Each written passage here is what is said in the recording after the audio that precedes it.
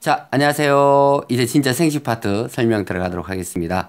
자, 여기 생식 적혀 있죠, 그죠? 그래서 생식이라는 것은 다음 자손을 낳는 경우를 생식이라고 하는데, 다음 자손을 낳을 때 암수가 결합해서 낳는 경우를 유성생식이라 그래요. 근데 암수가 결합하지 않고 다음 자손을 낳는 경우를 무성생식이라고 합니다. 그러면 무성생식은 조금 단순한 방법일 수도 있지만 종류가 네 가지가 나와요. 분열법, 출합법, 포자법, 영양생식법이 나오는데 여기서는 그 예들을 외우는 게 정말 중요해요. 그러면 분열법은 그 예가 뭐 있냐면 단세포 생물들이 거기에 다 들어갑니다.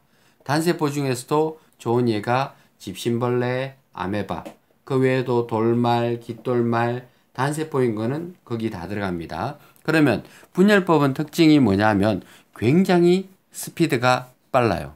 예를 들어서 대장균을 예를 들면 대장균도 단세포거든요. 그러면 모양이 아이스크림을 먹어요.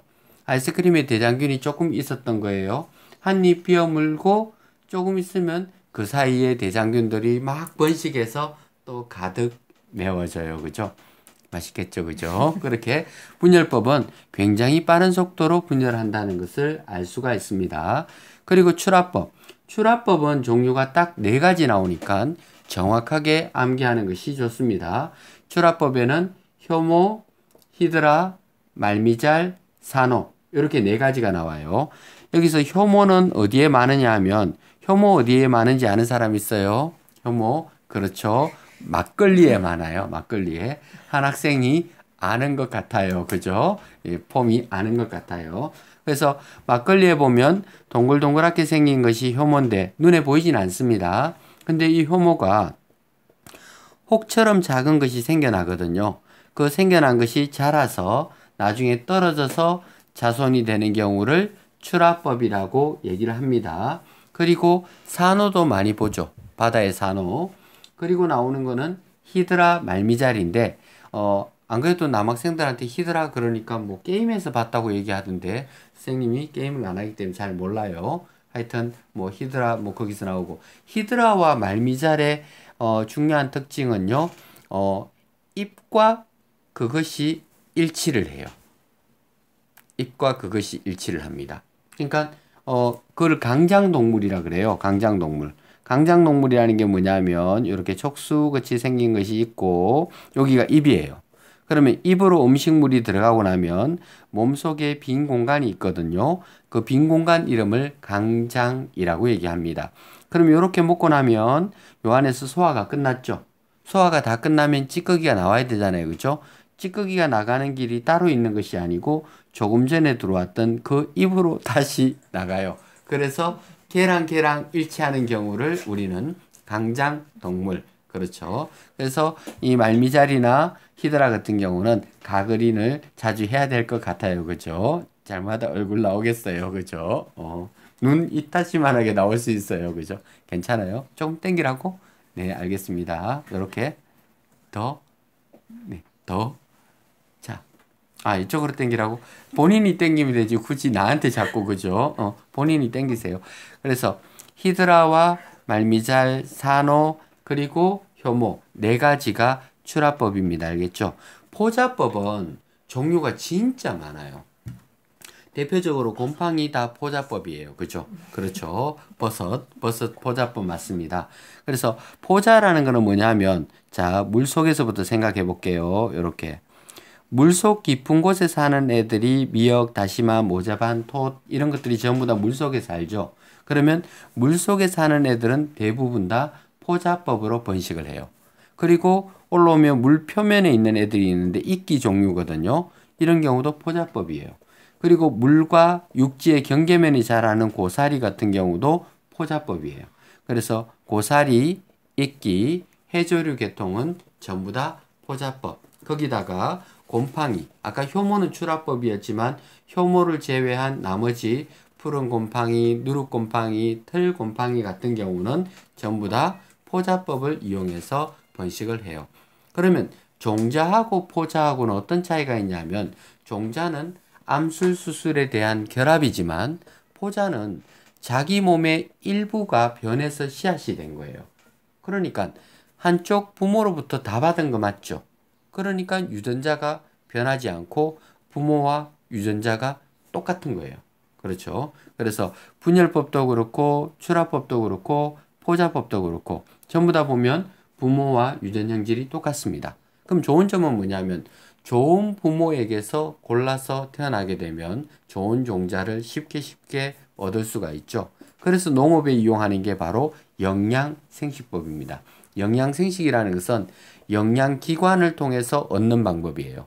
식물에서 영양기관이라는 것은 뿌리나 줄기 그런 경우를 갖다가 우리는 영양기관이라고 얘기하거든요.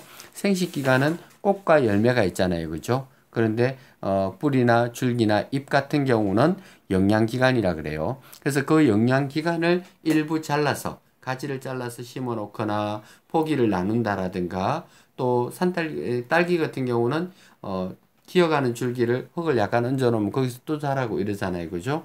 그래서 영양기관을 통해서 번식하는 방법을 영양생식법이라고 합니다. 사실 요 주변에 환상동이나 또는 경산 주변에 묘목단지가 많이 있잖아요. 그죠? 그 묘목단지에서 쓰는 대부분의 방법이 영양생식법입니다. 그러면 좋은 점은 어버이의 좋은 형질을 그대로 이어받을 수 있다는 좋은 점이 있어요. 근데 단점이 있어요. 유전 형질이 다 똑같죠. 한 집에서 생겨나는 애들이 다 유전 형질이 똑같아요. 똑같은 나무에서 다 잘라서 꽂았기 때문에.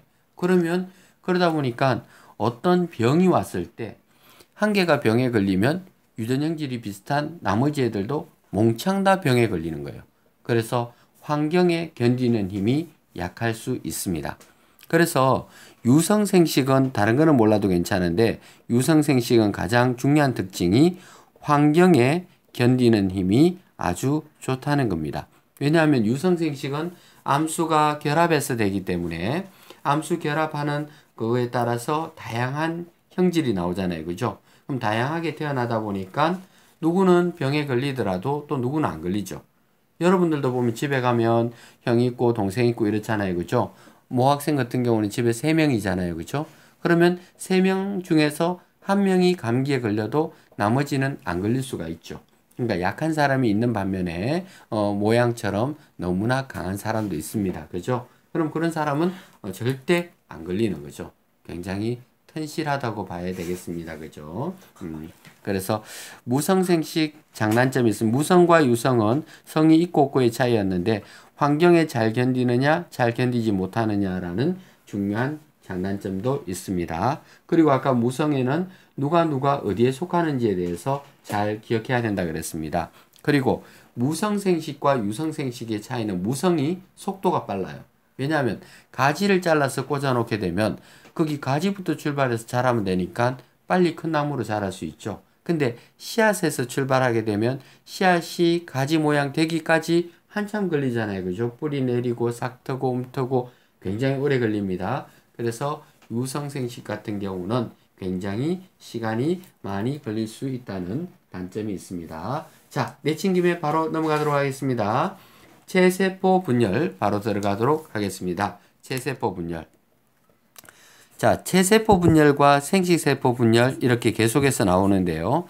체세포 분열이라는 것은 체자가 몸체자죠. 몸에 있는 세포들이 분열한다는 것입니다. 그러면 세포들이 그냥 뚱뚱해지면 되지 왜 굳이 나눌까? 이렇게 생각해 볼 수가 있겠죠. 그 이유가 시험에서 나올 확률이 굉장히 큽니다. 그죠? 그러면 체세포가 분열하는 이유가 뭐냐면 그게 바로 표면적과 부피의 관계입니다. 표면적과 부피 사이의 관계. 왜냐하면 부피가 2배로 커져도 표면적이 2배가 돼줘야 되는데 표면적이 2배가 되지 못해요. 그러면 부피가 2배가 됐으면 물질 교환도 2배로 많이 일어나야 되잖아요. 그죠?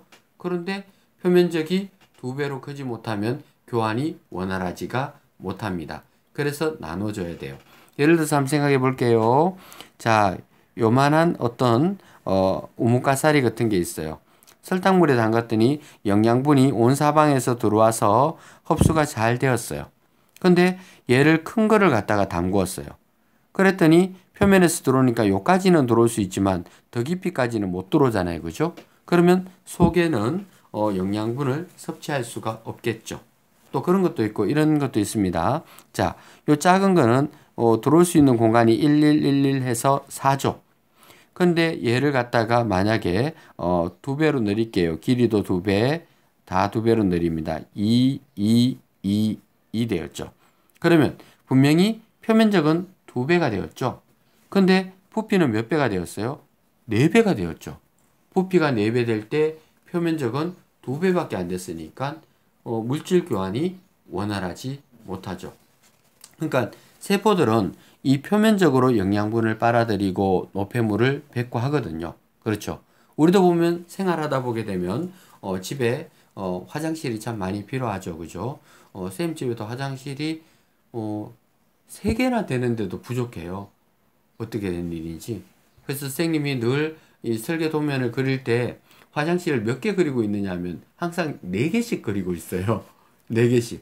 5식구인데 4개씩. 왜냐하면 쌤 아들, 딸들은 들어갔다 그러면 나오질 않아요.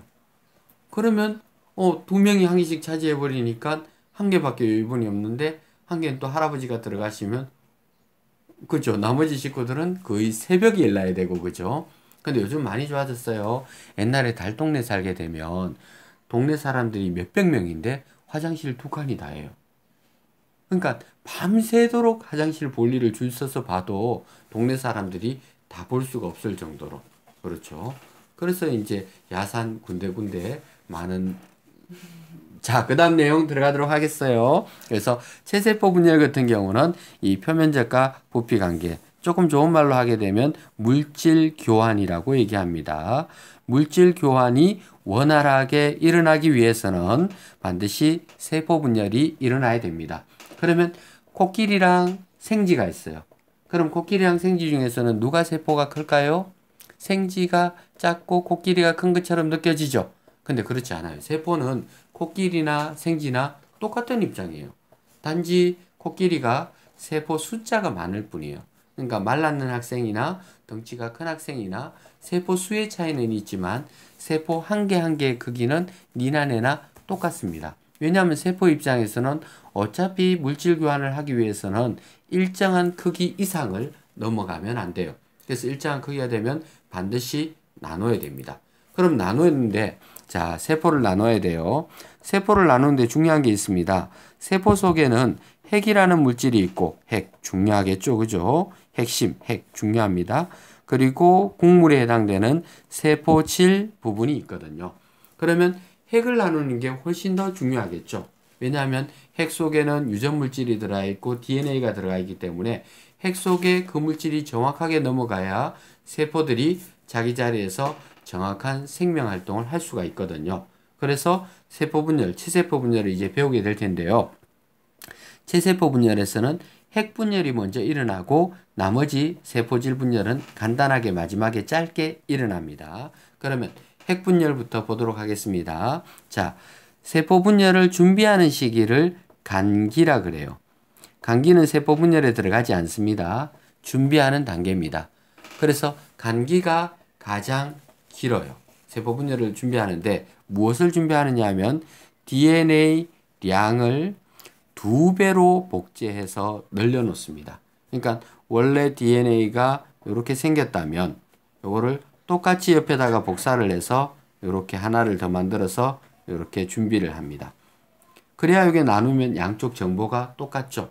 그러니까 친구랑 어떤 정보를 교환하기 위해서는 똑같은 것을 복사를 해야 되겠죠. 그러니까 DNA를 복사해서 2배로 늘어놓는 단계를 간기라고 얘기합니다. 간기는 세포 분열에 안 들어가요.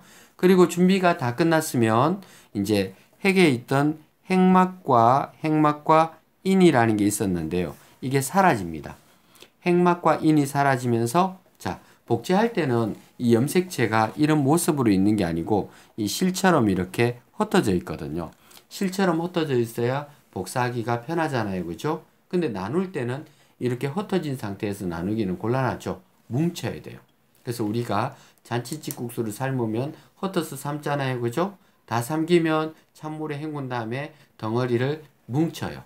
그래야 사람들에게 나눠주기가 아주 쉬워요. 그죠? 그런 덩어리를 이렇게 많이 나눠놔야지. 그죠? 한 사발에 선생님 같은 경우는 5덩어리 이렇게 넣어서 먹을 수 있고, 모양 같은 경우는 뭐 7덩어리 이렇게 넣어서 먹게 돼요.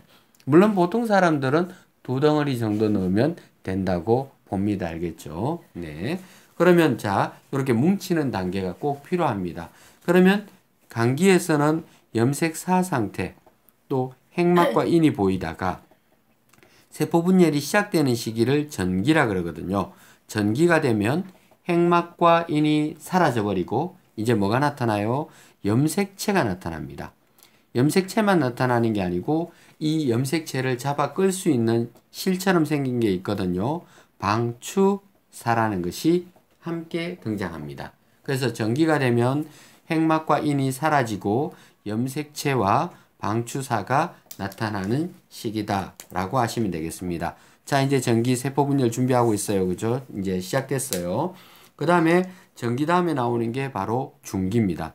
지금 우리가 하고 있는 간기, 전기, 중기, 후기, 말기를 배울 텐데 이 시기는 어떻게 구분하느냐 하면 염색체의 배열 상태에 따라서 구분합니다. 염색체의 배열.